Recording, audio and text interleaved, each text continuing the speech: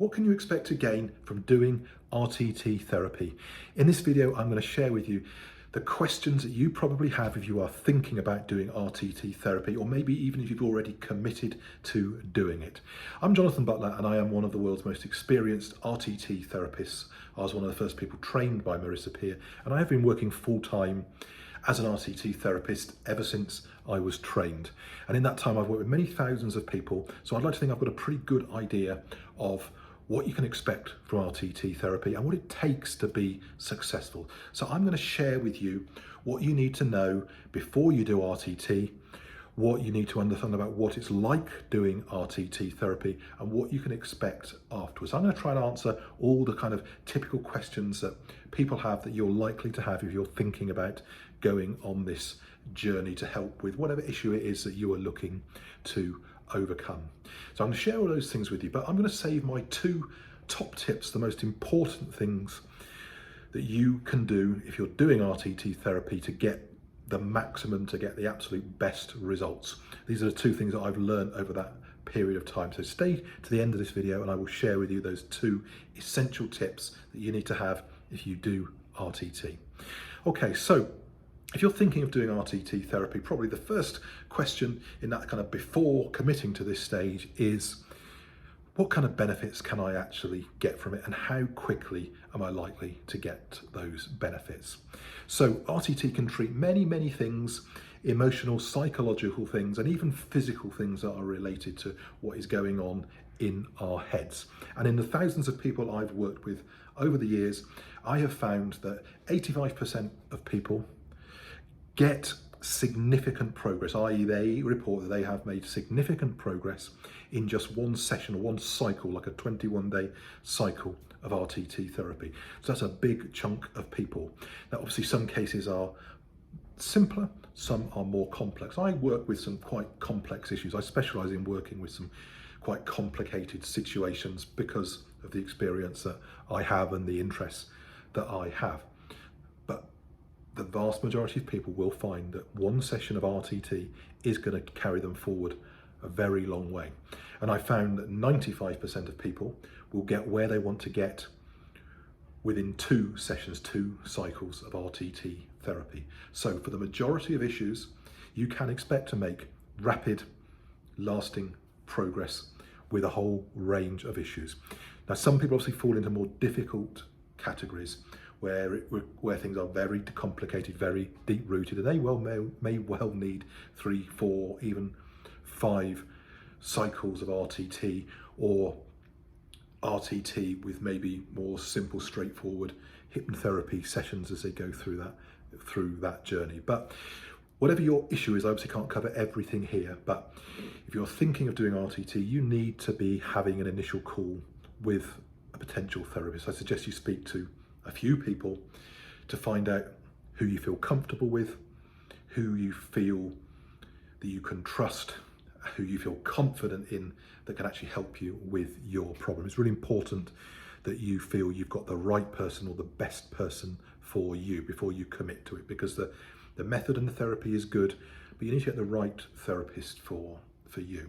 And that person, when you speak to them, any experienced RTT therapist should be able to give you a very clear picture up front of, once they've got context of you, once they've had a conversation with you, how many sessions they're likely to need, what your progress is going to be, what the program of therapy that they recommend that you need for them. Okay, so you need to have that conversation to get a view on your particular issue. And I can nearly always give people a very clear view on that initial call I have with people as to how much support I think they're going to need, and tailor that accordingly for them. Okay, so, but the good news is people get results quickly. People move forward very, very quickly. I'm going to say how soon. When I say after a session, remember an RTT session is a 21-day cycle. You have a therapy session, you are given a recording, a bespoke recording to listen to for 21 days after that period. And depending upon your therapist, you should have some regular coaching / check-in sessions on that journey as well. Okay, so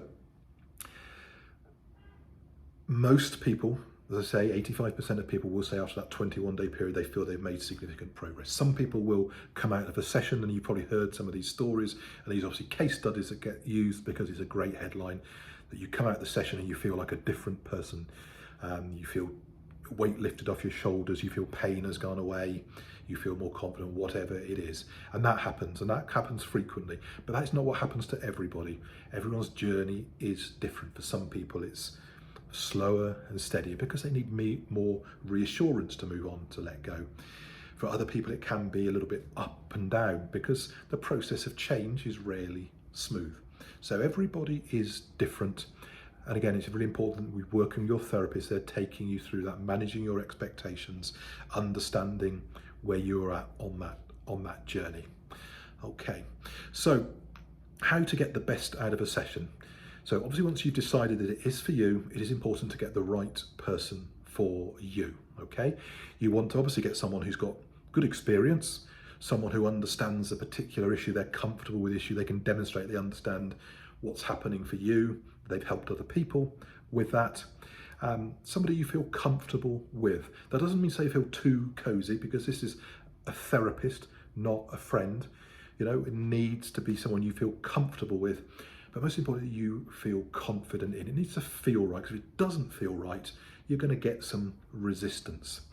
So while it's natural to be a bit nervous, you want to minimize that by being with somebody you think, I feel safe, I feel comfortable, and I feel confident that this person can help me. And in terms of getting the best person, this kind of leads into another common question to get beforehand is, should I work in person or should I work online? And obviously it's a very, very personal thing, but for me, the most important thing is to get the right person, the best person for you, regardless of where they are. If they're local, that's a bonus. But having said that, I do 90% of my work online. I have done for a long time, so I work with people all over the world, or people down the road, to people on the other side of the world.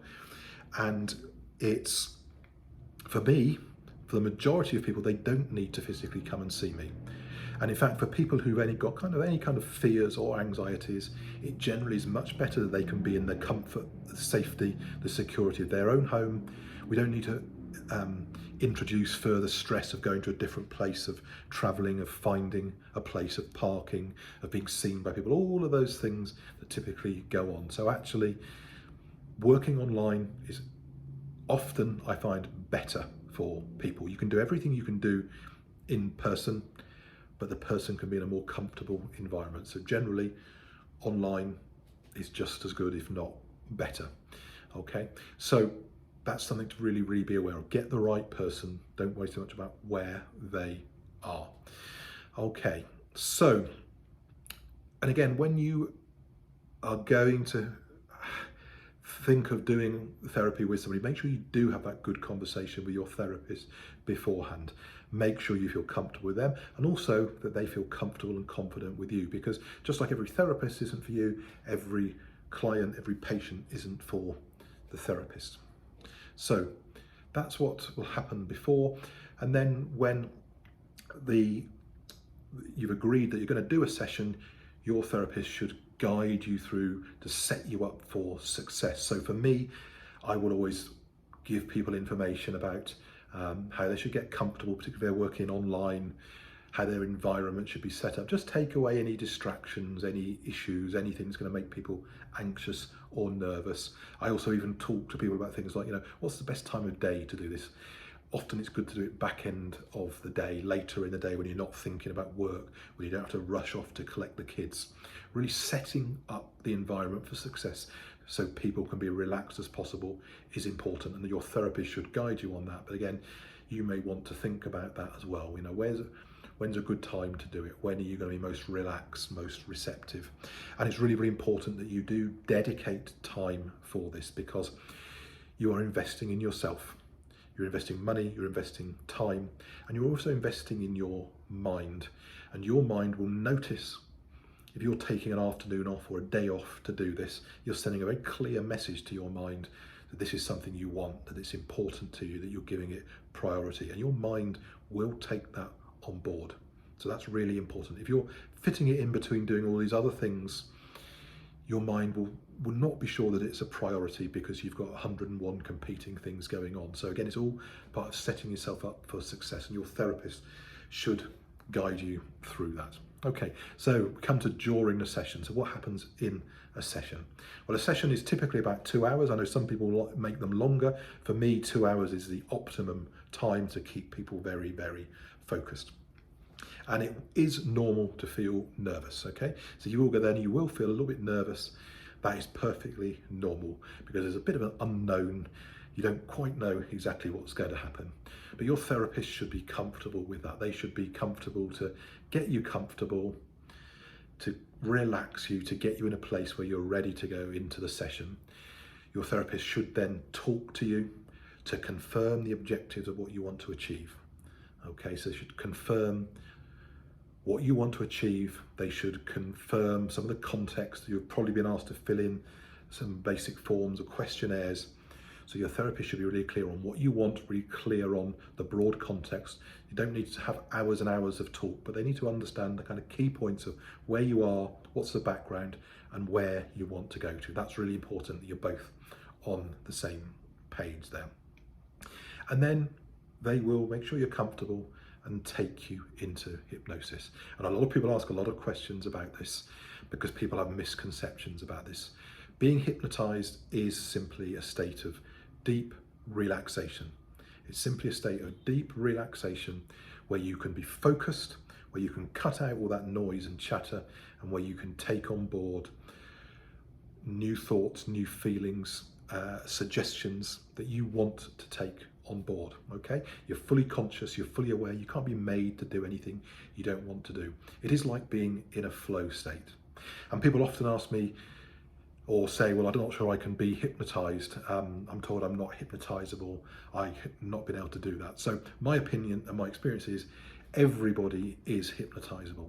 Everybody is capable of being hypnotized, and you will have been hypnotized many times in your life without even knowing it. We spend a lot of our childhood effectively in a hypnotic state where we are learning, where we are soaking things up from our environment, from our parents.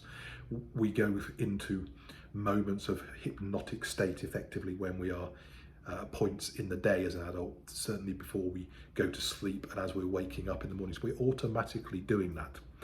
That doesn't mean that everybody can be taken into a state of hypnosis. So let me be clear on that. Everyone's hypnotizable. Some people cannot relax enough to be hypnotized. But that is not that they can't be hypnotized, it is simply that they are too stressed, they are too anxious. And I've seen that before.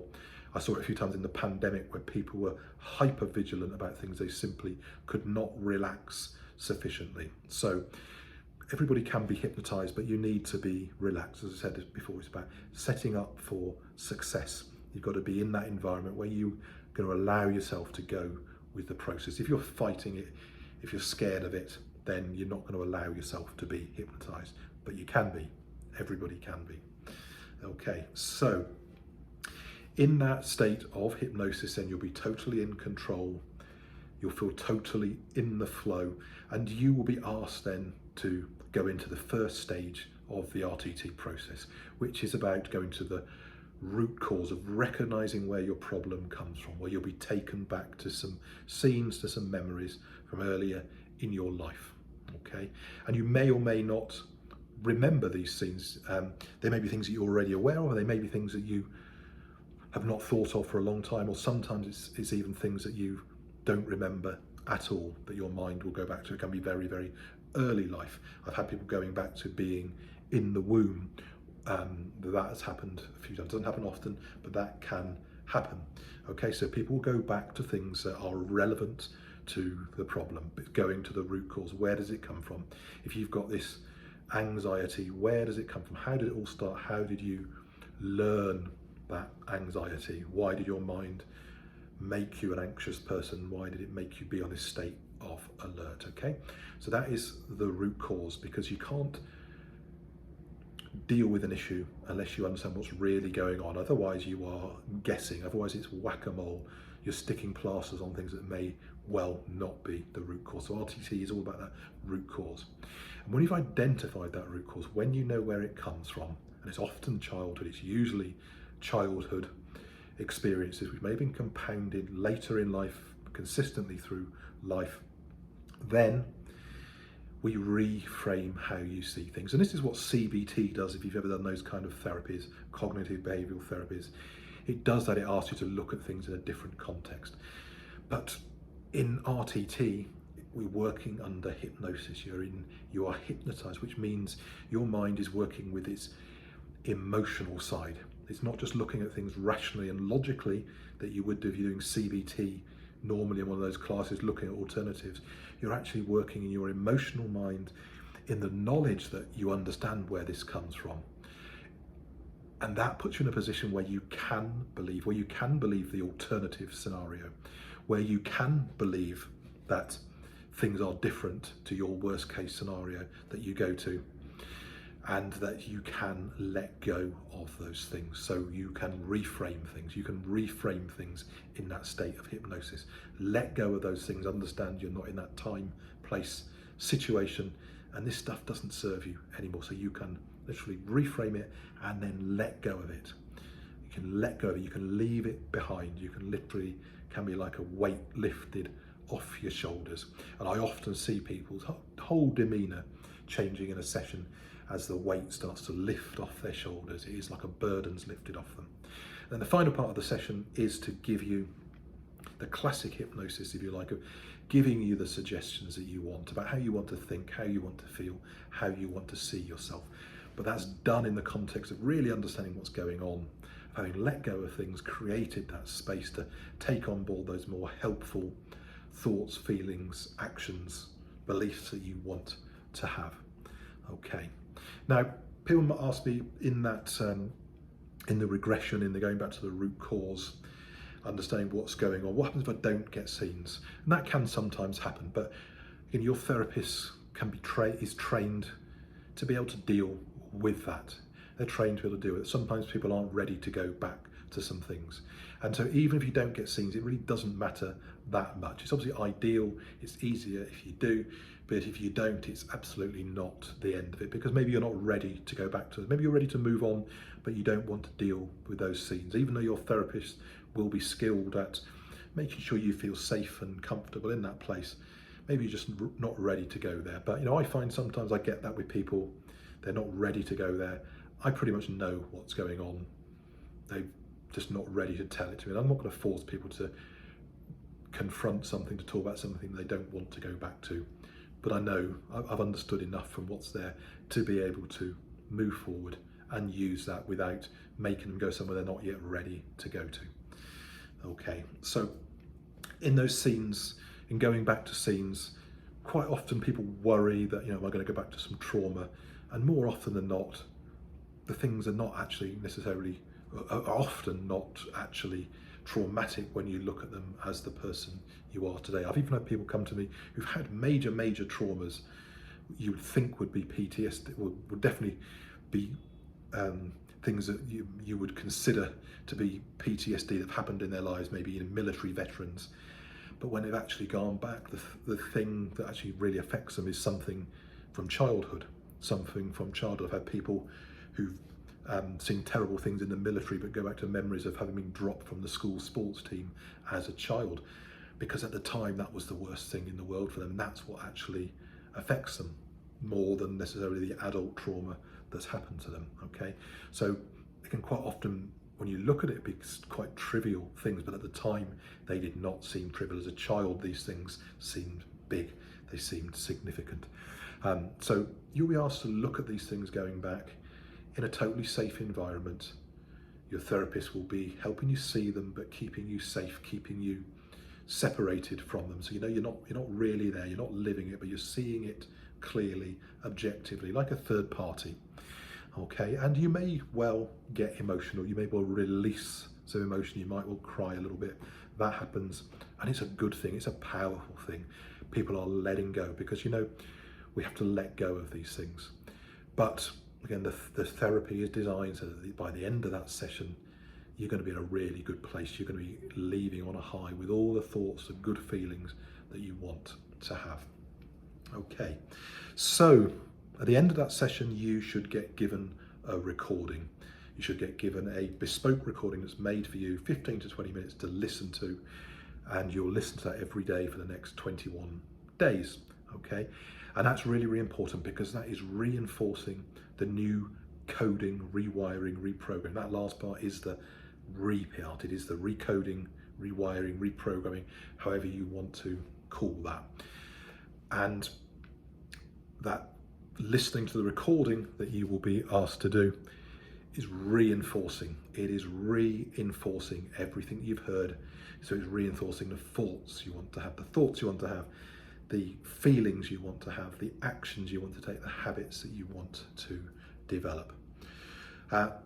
After a session, you may well feel tired because you've been doing quite a significant workout of parts of your mind that you're not used to using. I compare it to going and doing a really, really big presentation, maybe in your work or in your studies, whatever, a really big presentation that's really important to a big audience. Afterwards, you'll feel good, but you'll probably feel like quite tired, maybe quite drained. And you'll certainly feel that evening. You might well feel it into the next day as well. That is quite a normal thing because it's after you've done a really, really big event. You've let go of stuff. You've taken on board some new thinking. It's a really changing turning point often in people's lives. So it is normal to feel tired afterwards, possibly a little bit drained, but that really doesn't last very long. And in the 7 days that follow, people generally start to notice changes, and say the rate of change is different for everybody, but people generally start to notice small changes. Some people see big shifts already, but generally people start to notice small changes about how they're feeling differently. Maybe they're feeling more relaxed, maybe they're feeling more confident, maybe they're less bothered by things that before might have really wound them up, really triggered them. So people generally start to notice changes, okay? But the journey is different for everybody because change is not linear, okay? And again, that should be explained to you. And so through that 21-day period, I have a series of check-in stroke coaching sessions with you to be there for you, to support you on the journey, to advise you depending upon what's happening, to give you some other techniques that you can use in the moment as you're going forward as well. So really being on that journey with you, that's really, really important. Okay, so people will sometimes ask me at the end of a session, will I need another session? And if it's really obvious that you are going to need more sessions, I will tell you what I think at that point. But generally, I say to people, let's just run with the 21 days. Let's go with the 21 days, trust in the process, believe in the process, listen to the recording, follow the process. You can speak to me, reach out to me if you need to. I'll be there. We'll have some check-ins on that period. But let's get to the end of the 21 days and review where we're at, because after the session, and even 7 days after the session, we're not judging the outcome. But having said that, from my perspective, I generally have a pretty good feel at the end of a session as to how well that's gone. I'm seeing people's reactions. I'm seeing changes. I often see shifts in people's demeanour, in their body language, even in the way that they speak. Things quite often shift then. And so any early indications are a really good sign. I'm always super confident when I see those things happening, that people are going to make great progress. Some people are slower reactors, some people are slower burners, okay? So if I don't see that huge reaction in the session or immediately afterwards, that is not necessarily a bad thing.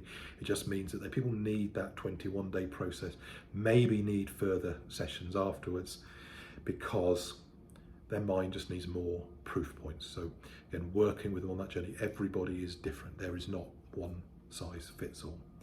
So finally then, I said to you, I have 2 top tips. If you are going to do RTT, the 2 things that will get you the maximum benefits are, firstly, this one is to be really, really clear about what you want.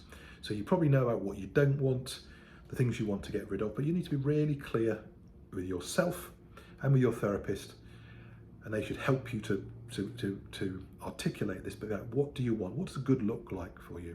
So I say to people, how do you want to think?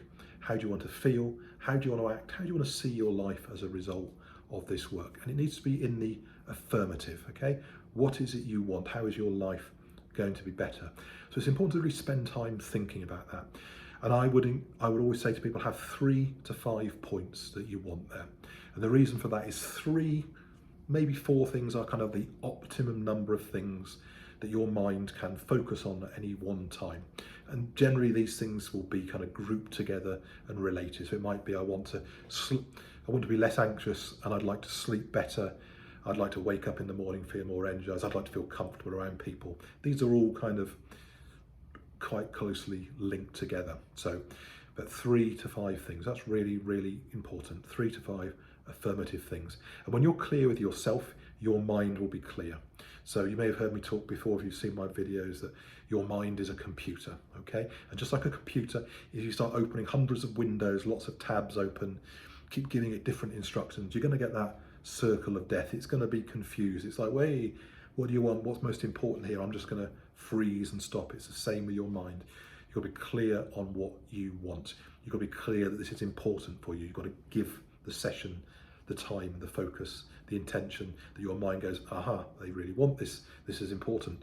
I'll give them what they're asking, because your mind's always trying to work out what is it you want. So be clear with your mind, and obviously be clear with your therapist, again, on what it is that you want, so we're all on the same page there. The final thing is this, and this is a bit counterintuitive for a lot of people, because a lot of people are desperate to move on from where they're at. They're desperate to move on, and they want to try. They want to try, and they want to try. I'm going to try this, I'm going to do that. And they're doing lots and lots of different things. But think of it like this.